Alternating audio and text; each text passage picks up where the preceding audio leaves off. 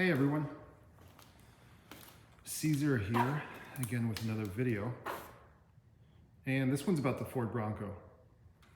The more I work on these, the more I absolutely love them. And recently getting into the whole kind of off-road scene, I had a 4Runner before, now I have a Tundra. I do have a huge respect for other brands as well. I've been modifying cars for over 20 years.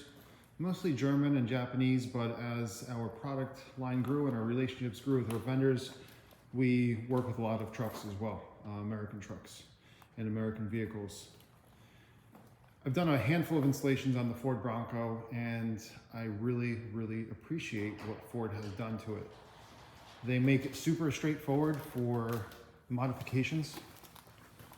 Go over a few things that I see right here. Accessory ready. You pop off these caps.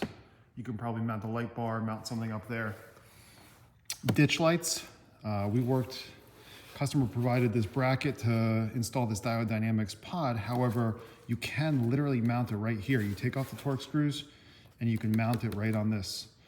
You don't need a ditch light bracket like you do on other cars where it mounts to the hood. And those brackets, I mean, they could run you $50 to $100 depending on the model.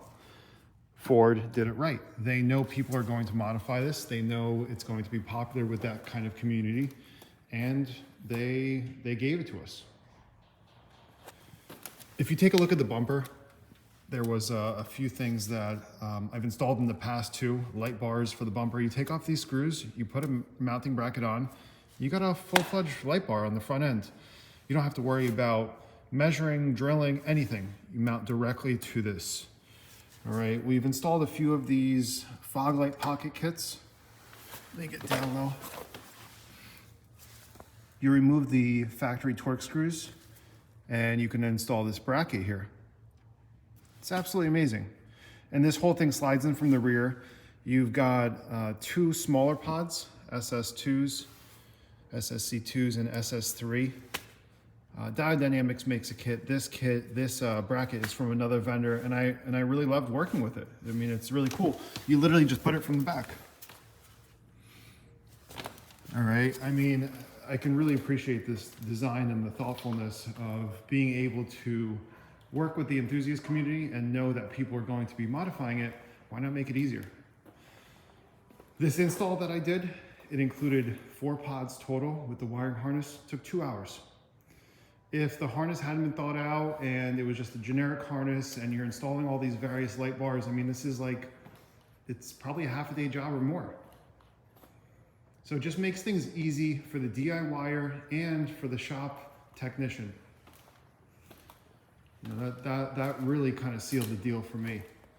The vehicle also comes with something called Upfitter switches. Okay. Pre-wired. We got six switches, okay? If the switch is left in the on position, it remembers it. Okay, that's our backlighting. I'll show you what that looks like. So these pods have a backlighting feature. This is the amber backlighting. And you can see how that looks. All the pods have a backlit feature. This is just aesthetics, doesn't do anything for performance, but check out how good that looks. Now, this isn't a video about the Diode Dynamics pods, it's about the Ford Bronco.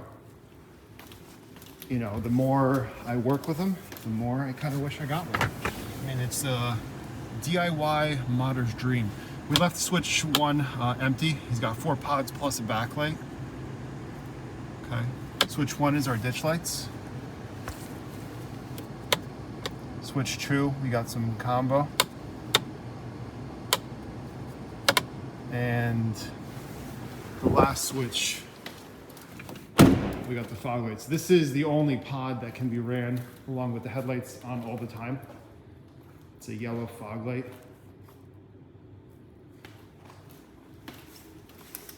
Let me see if I gotta dial them in.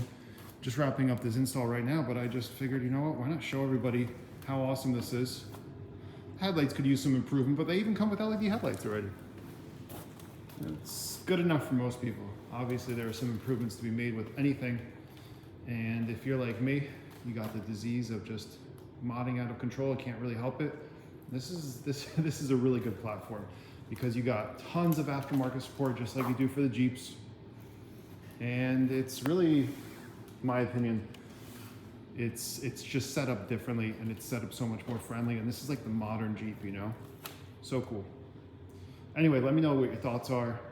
I'm pretty new to Broncos, but I'm happy to read all your comments and feedback about what you think about this model. Don't have any experience driving it, but I absolutely love working on them, and I think most people will feel the same.